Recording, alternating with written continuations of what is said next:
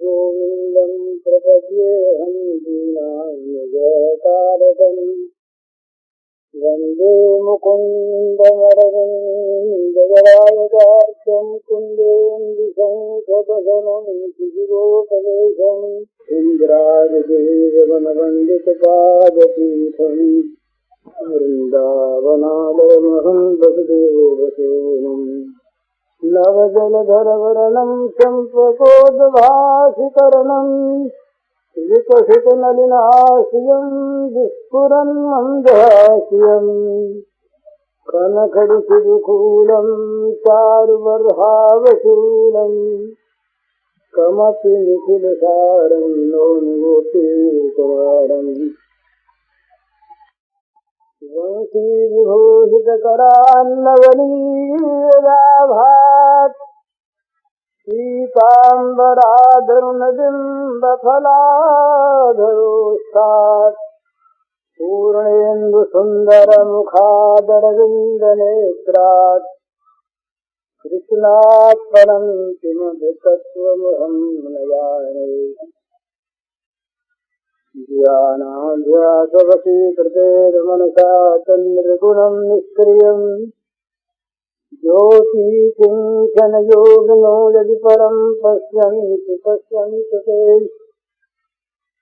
अस्माकं तु तदेव लोचनचमत्काराय भूयाचिरम् कालिन्दी पुलिनेषु यत्किमपि तन्नीलं मूढावति राममय सब जगजानी करूं प्रणाम जोर जुगपानी। समस्त चराचर जगत में प्राणी मात्र के रूप में अभिव्यक्त श्री भगवान के पावन चरण कमलों में सबके नमस्कार। तो बड़ा अच्छा तुम ये इन लोगों ने मेरे साथ जबरदस्ती की, और जबरदस्ती मुझे खींच के ले आए। मैंने कहा मुझे सुनने दो। नहीं, मुझे बड़ा अच्छा लग रहा था, बड़ा अच्छा। ये अनुभव कुछ नहीं है महाराज, ये जिस प्रकार से आपने अभी कहा ना, ये सब कुछ दूसरों से लिया हुआ है और वो दे देना है। इसी प्रकार ये जो कुछ भी कहा जाता है, कम से कम मेरे जैसे आदमी के द्वारा, मैं पढ़ा लिखा आदमी नहीं, ये सब आप लोगों की जूठन है। ये सच्ची बात, ये आप लोगों की जूठन है। इस जूठन को कहीं कहीं बटोर लेता हूँ और फिर तरतीबवार नहीं बिखेर देता हूँ। तो बस इतनी बात है। और असल में वक्ता बनना तो बड़े दायित्व का काम है। आजकल तो वो ये अंग्रेजी सभ्यता जब से आई, तब से ये व्याख्यान एक कला के रूप में आ गया। बोलना एक कला है, आर्ट है, और सिखाया जाता है इस प्रकार से बोला करो। और बोलने में जिसको बोलना आता है वो ऐसा कलाकार होता है कि जहाँ चाहे वहाँ रुला दे, जहाँ चाहे जहाँ हंसा दे, जहाँ चाहे वहाँ उत्तेजित कर दे, जैसा चाहे शांत कर दे। ये कला है, परंतु ये साधना नहीं है। बोलने का अधिकारी या तो वो है जो साधक आपस में अपनी चर्चा करते हैं, वहां बोलना चाहिए, और या जो बोलने का अधिकार प्राप्त कर चुका है, आचार्य कोटि के जो लोग हैं, जिन लोगों का कोई एक सिद्धांत प्रचार करने का दायित्व है, उन लोगों को अवश्य बोलना चाहिए। परंतु हरेक आदमी बोले और हरेक आदमी लिखे, तो वो लेखन कला और वक्तृत्व कला तक ही वो चीज सीमित रह जाती है, वो बड़े महत्व की चीज नहीं रहती। इसी प्रकार वो उसका कोई असर भी नहीं होता। बोलने वाला ऐसी बात बोले कि कभी कभी सोचा करता हूं मैं, बन नहीं पाता। बोलने वाला ऐसी बात बोले जो स्वयं करता हो, जो कहे वो सिद्धांत सच्चा हो। एक बात, ऐसा नहीं कि वो जैसी बह बयार पीठ तैसी कर दीजिए, जैसा स्टेज हो वैसा बोले, वो कला है। जो सिद्धांत सच्चा हो वो बोले, एक बात। दूसरी बात, बोलने वाला स्वयं उसका पालन करने वाला। तीसरी बात, बोलने वाले के मन में अपने लिए किसी प्रकार की भी कोई इच्छा, कामना, वासना न हो। ये तीन बात बोलने वाले में होनी चाहिए, और नहीं तो ऐसा बोलना चाहिए कि अपनी साधना में लगा रहे। सबसे ऊंचा तो वो बोलने वाला है कि जिसका जीवन बोलता है। जीवन बोलता है। एक महात्मा ने लिखा है बड़ा सुंदर, वो लिखते हैं कि एक महापुरुष जिसके जीवन में सारी पवित्रताएं आ गई हैं, जो पुण्य जीवन है, जो वास्तविक महात्मा है, वो उपदेश नहीं करता, वो कहीं रहता मात्र है, लोग उसे जानते भी नहीं हैं। तो उसका संसार में रहना संसार के लाभ के लिए बहुत पर्याप्त होता है। बोलने से शक्ति का नाश होता है, बोलने से समय जाता है, जो कुछ वो कर रहा है, करता है, उससे शक्ति की वृद्धि होती है। तो जिसका जीवन बोले, गुरुस्तु मौनम व्याख्यानम शिष्या संचिन्न संशया। मौन व्याख्यान हो, मौन व्याख्यान। मौन व्याख्यान का अर्थ क्या है कि वाणी न बोले, जीवन बोले। जिसको देख करके, जिसके समीप में आकर उस प्रकार की अपनी स्थिति बन जाए। एक महात्मा थे, अब तो वो नहीं है, योगानंद जी नाम था उनका, बंगाली महात्मा थे, गंगा तट पर विचरा करते थे। उनमें मैंने एक आश्चर्य देखा था। सिद्धि थी कोई उनके पास, वो छू देते थे और कहते हैं छू देते थे, स्पर्श कर देते थे और कहते थे अमुक आसन लग जाए। हमारा जिसको बिना कोई अभ्यास नहीं उसके आसन लग जाता था, ये मैंने आंखों देखा। बंगाली महात्मा थे। तो इसी प्रकार जिनके स्पर्श से, जिनके दर्शन से, जिनके स्मरण से, ये महात्माओं के स्मरण से लाभ होता है। ये पद्म पुराण में या कहीं स्कंद पुराण में है, जिस मुर्दे की चिता जल रही हो, चिता में से लपट निकल रही हो, मर चुका हो, और उस चिता को अगर कोई महात्मा देख ले, ये बात अनहोनी से मालूम होगी, अयुक्तिक से मालूम होगी, बुद्धिवाद शायद नहीं स्वीकार करे इसे, पर लिखा है उसमें और मुझे तो विश्वास होता है कि सत्य है। तो वो महात्मा किसी मरे हुए आदमी की जलती हुई चिता को देख ले तो जिसकी वो चिता है उसका कल्याण हो जाता है, ऐसा लिखा है। तो ये उनके जीवन में जो एक शक्ति का संचय हुआ, उस शक्ति के द्वारा स्वयं वो कार्य होता है। और वो कहीं एक जबान कह देते हैं, एक शब्द कह दिया, उस शब्द के द्वारा उसको ज्ञान हो गया, जिसको उन्हें ज्ञान देना था वो शक्तिपात हो गया। लेकिन भगवत चर्चा के लिए बोलना सभी के अधिकार की बात, और भगवत चर्चा सबको करनी ही चाहिए। तो भगवत चर्चा के नाते तो बोलने का सभी को अधिकार है, नहीं तो साधना के नाते बोलना नहीं चाहिए। और सिद्धावस्था में तो मौन हो जाता है, मौन हो जाता है, प्राय जीवन बोलता है। बोलने में खतरे दो तीन और रहते हैं, तीन चार खतरे हैं बोलने में।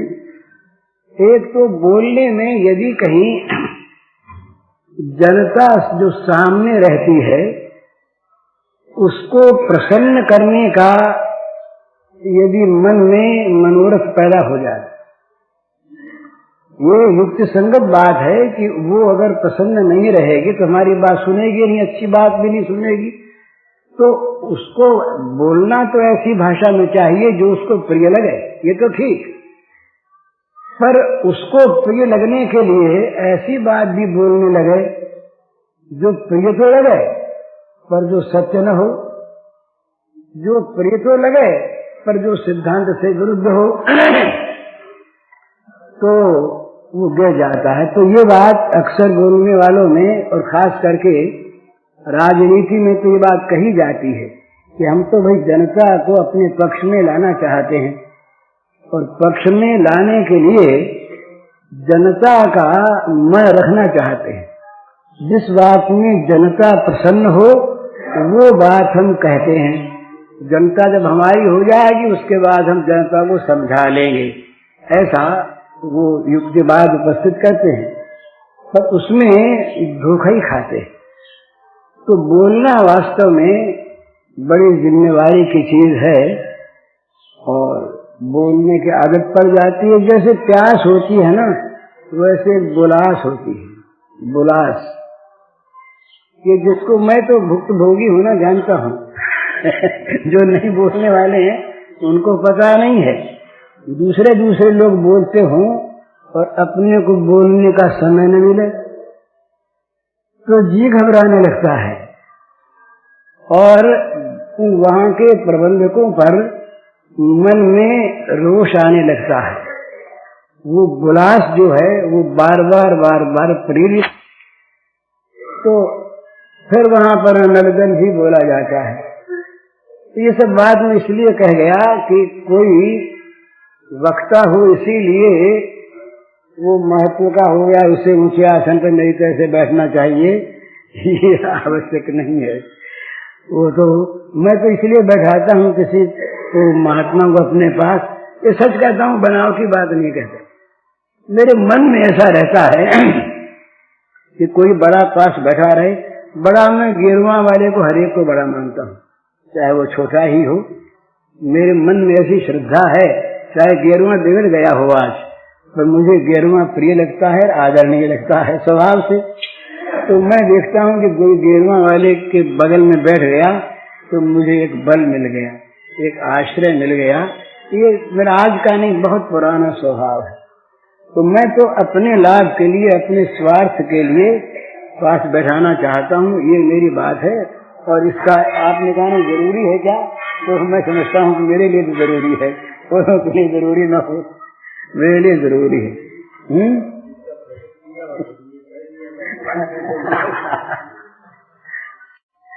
तो ये तो बात हो गई। अब जो बात जो और कहें थी वो बात ये है, जो सवेरे बात अपने चल रही थी मुख्य साधन की और अनन्य साधन की। यहाँ ये साधन की बात इसलिए मैं कहा करता हूँ, दो ही बात अधिक कहनी है।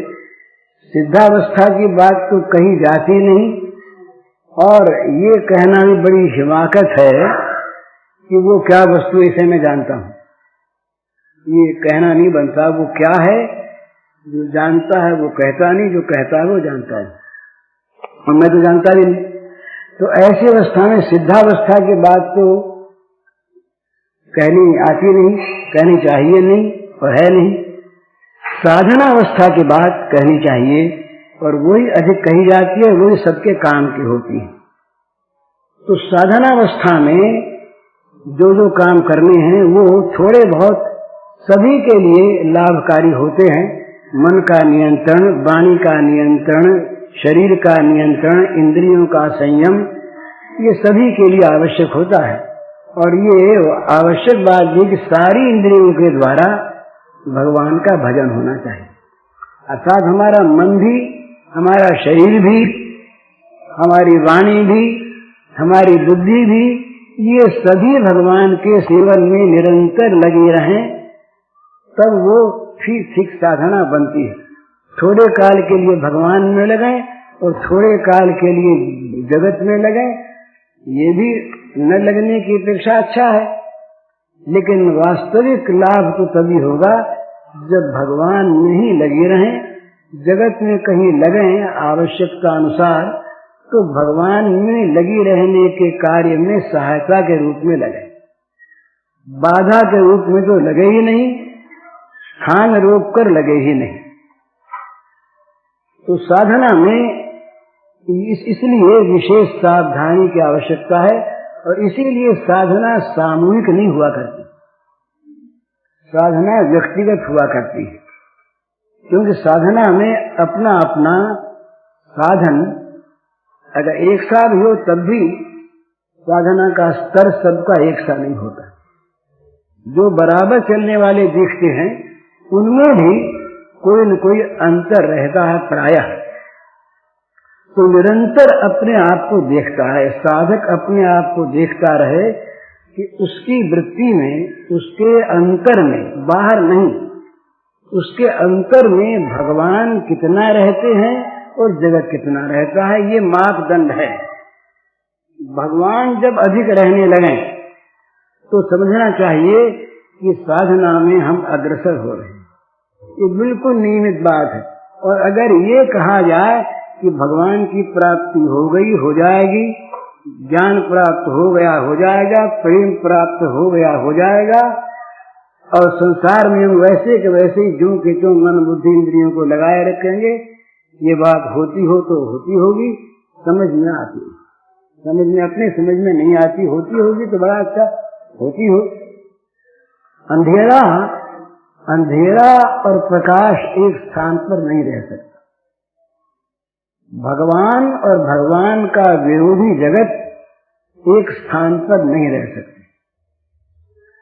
एक का परित्याग करना पड़ेगा और करना पड़ता है।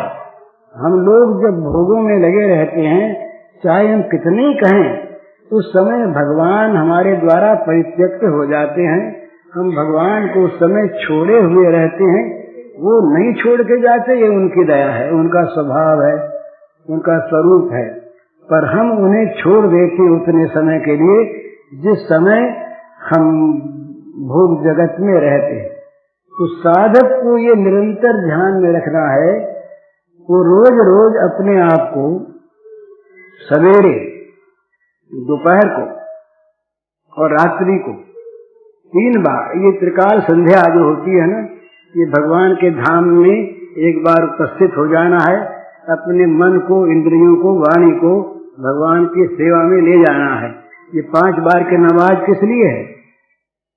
एक हरि बाबा ने एक बात लिखी थी, बड़ी सुंदर, बहुत पहले कल्याण में छपी थी, कि एक मौलवी साहब नमाज पढ़ा करते थे 5 बार, और 30 साल पढ़ते हो गए उनको।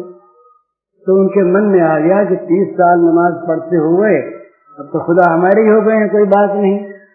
तो उनको कोई आकाशवाणी सुनाई दी कि तुम्हारी बंदगी से हम खुश नहीं हैं। तो मौलवी साहब बड़े नाराज हुए भगवान पर। इतने दिन 30 साल हो गए हमको सेवा करते, बंदगी करते, और अब भी आप ना खुश हैं, तो फिर खुश कैसे होंगे, कब होंगे? तो आकाशवाणी ने, भगवान ने पूछा कि भाई एक बात बताओ, तुम जिस समय अकेले में नमाज पढ़ते हो उस समय, और समाज में बैठ के जब नमाज पढ़ते हो उस समय कुछ अंतर रहता है क्या? जब 5 आदमी में बैठ के पढ़ते हो तब तो बड़े तरीके से पढ़ते हो, बहुत शांति से, सब लोग देखें कि नमाज बड़ी अच्छी पढ़ रहे हैं, और जब कोई देखने वाला नहीं होता तो एक ही मिनट में घुटने टेके, सिर टेका और खड़े हो गए। तो मेरी बंदगी करते हो कि लोगों को दिखलाने के लिए बंदगी का स्वांग रखते हो, तो तुम्हारी बंदगी से हम प्रसन्न नहीं। तो कहने का मतलब ये, अपने आप को देखता रहे आदमी, अपने आप को निरंतर देखता रहे कि मैं क्या हूं। तो दिन में कम से कम 3 बार देखे, नहीं तो 2 बार अवश्य देखे। ये साधकों के लिए काम की बात है, और ये करके देखिए, आप बड़ा लाभ होगा। प्रातः काल उठने के बाद नहा धोकर या उठते ही याद करें कि कल हमसे कहां कहां पर भूल हुई थी, हमारे द्वारा कौन कौन से अपराध हुए भगवान के। ये वाणी से कला बोलना, झूठ बोलना, दूसरे का अहित करना, किसी के हित में बाधक होना, इंद्रियों के द्वारा कुचेष्टा करना, ये सभी अनर्थ हैं। ये नहीं होने चाहिए, पर होते हैं, छोड़ने हैं। तो भगवान के बल पर भरोसा रख करके ये छोड़ने की तो प्रतिज्ञा करें। फिर सोचे कि कल क्या क्या भूल हुई थी, फिर आज सवेरे भगवान के सामने हाथ जोड़ करके प्रार्थना करें कि हे भगवान, आज आप ऐसी शक्ति दें, आप ऐसी कृपा करें। मैं तो नगण्य हूँ, तुच्छ हूँ, बलहीन हूँ, पुरुषार्थहीन हूँ। आप कृपा करके मुझे ऐसा बल देते रहें, शक्ति देते रहें, साहस देते रहें, प्रकाश देते रहें मेरी बुद्धि में, जिससे आज मेरे द्वारा कोई गलती न हो। फिर मन में प्रतिज्ञा करे कि आज गलती नहीं करनी है, नहीं कर रही। फिर शाम को दिन भर में क्या गलती हुई उसका प्रायश्चित, और कल गलती नहीं करनी। यूं आप कुछ दिन तक अगर देखेंगे अपनी डायरी को तो 2 लाभ होंगे। ये आप करके देखिए, बिल्कुल करके देखने की चीज है, ये प्रैक्टिकल चीज है, कोई कहने की नहीं। आपके दोष आपको दिखाई देने लगेंगे। अभी तो हम अपने दोषों की तरफ से इतने बेखबर हैं कि कहां कहां पर हमसे भूल होती है ये हमको पता ही नहीं है। दिन में कितनी बार हमसे भूल हो जाती है, कितनी बार हम भगवान को भूल जाते हैं, कितनी बार हम भगवान से विरोधी आचरण कर बैठते हैं, हमें याद ही नहीं है, ज्ञान ही नहीं है। जब हम देखने लगेंगे तो वो सब चीजें सामने आने लगेगी। जो बड़ा भाग्यवान है, जिसको अपना छोटे से छोटा दोष भी दिखता है, और जो उस दोष को दूर करने का प्रयत्न करता है भगवान के भरोसे, वो भाग्यवान है। और वो बड़ा अभागा है, वो बड़ा अभागा है जिसको अपने दोष नहीं दिखते, और जो दूसरे के दोषों को देखकर उन्हें सुधारना चाहता है, वो अभागा है, सुधार नहीं सकता। जहां तक वो खुद नहीं सुधरता, दूसरे को सुधारेगा कहां से। तो मनुष्य को अपने लिए सावधानी के साथ, ये समाज की सेवा है। भला समाज में एक व्यक्ति अगर सुधर गया तो समाज के अंग सुधर गया, और व्यक्ति अगर बहुत सुधर गए तो समाज का बहुत सुधर गया।